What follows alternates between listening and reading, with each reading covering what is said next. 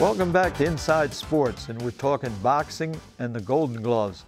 And I've got two young men here, and we're going to be talking a little bit about the trophies that have been won by your folks that have been down there and competing, and what's coming up next on April 15th.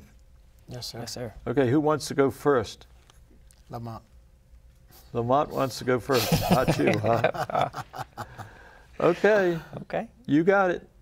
All right. Well, You know, this is like a relay race. I'm hitting on. okay, I got the baton then. Right. Well, we just want to talk about, we have 3 fighters that made it to the regional championship in the Golden Gloves tournament. One is Jerry Odom, Demetrius Ballard, 165 pounds, and Kevin Rivers, 132 pounds. And doing that, the local championship finals, we won all 3 bouts, so we received the team trophy, which is sitting right over there for the open class bouts. Yeah. Right. And the other one's sitting over here behind me. I just hope somebody doesn't grab it and hit me upside the head. We don't want try to that. steal that trophy. Yes, sir. You know what I mean? I got to watch my camera people. They might like that.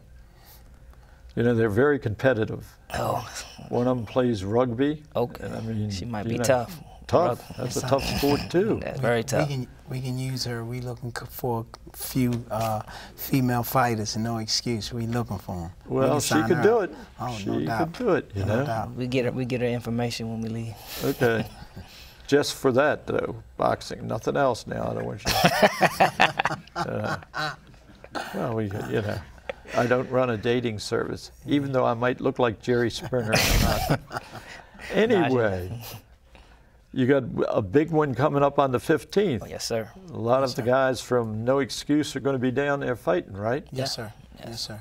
That's This is this is where the rubber meets the road at. This is serious business. We have 2 young gentlemen. They win this one, the regionals, and win the national. They are in the qualifying for the Olympic trials. This is stuff that you've been fighting for your whole life. It's like a dream, but now it's no longer a dream. It's facts. It's not fiction. And I'm very hard on them because I had the kids write me a contract. And I had them to write a contract to me in reference to what they want out of boxing. So I hold them obligated to the highest extent.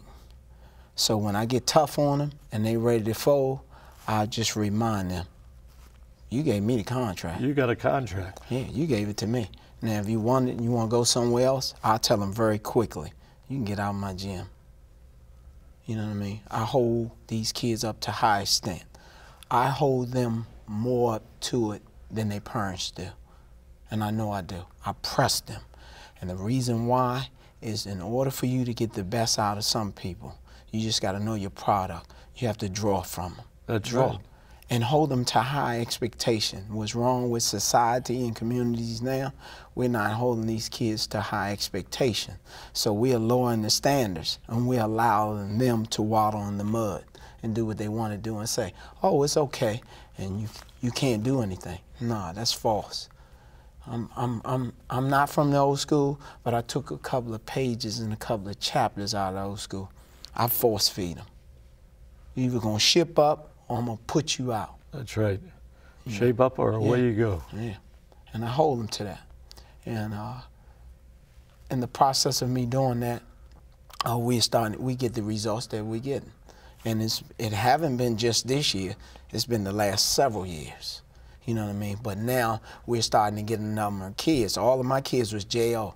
Jerry Odom, he won the JO tournament. He won the Silver Gloves tournament. This is 16 and under. Ringside. He won the state. He done run ringside about 3 times. Demetrius Ballard done won ringside 4 years straight.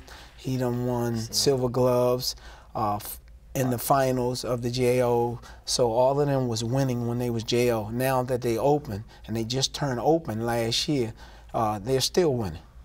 That's a lot great. of people didn't think they was going to win because they turned 17. Now you fight your weight, and not just your weight, but not your age. You fight people that's 30, 28, and they didn't think my kids was going to be able to handle Didn't think the pressure. they were ready, right? Oh no, they more than ready.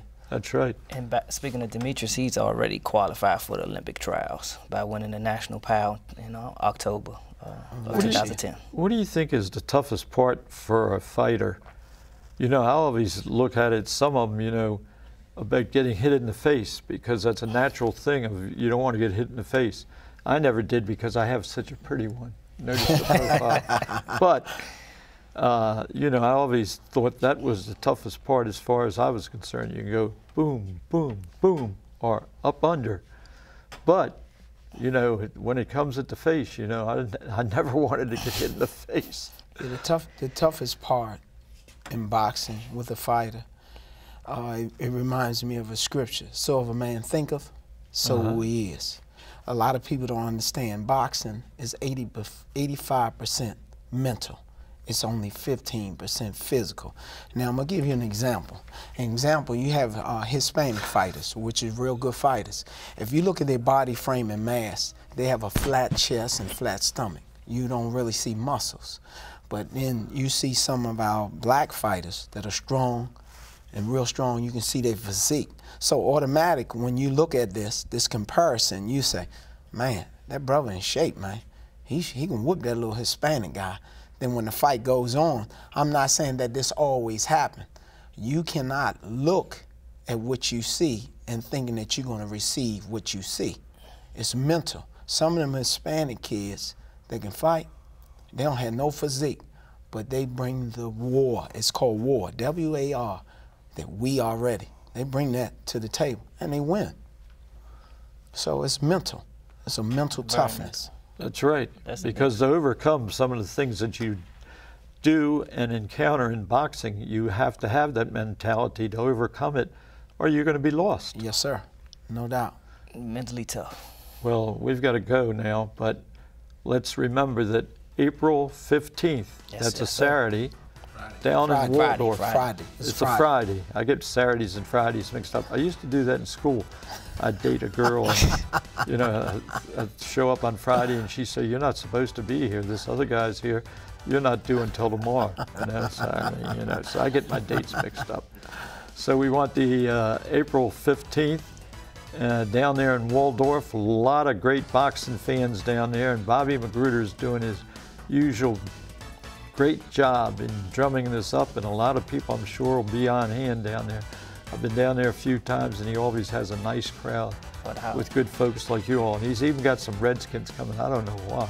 Yeah, no, that's a good thing. That's a good thing. Actually, Charlie Taylor presented my son last week with the Sportsmanship Award. Oh, that's great. That was good. I remember seeing Charlie Taylor in camp when Vince Lombardi was coaching the Skins way back then. Okay, she's getting ready to take off too. She's whirling around. She lifts her off the ground a little bit. We'll see you later. And remember, the Golden Gloves, those fights, April 15th down there at the Greater Waldorf JC's Business Hall. I call it Business Hall because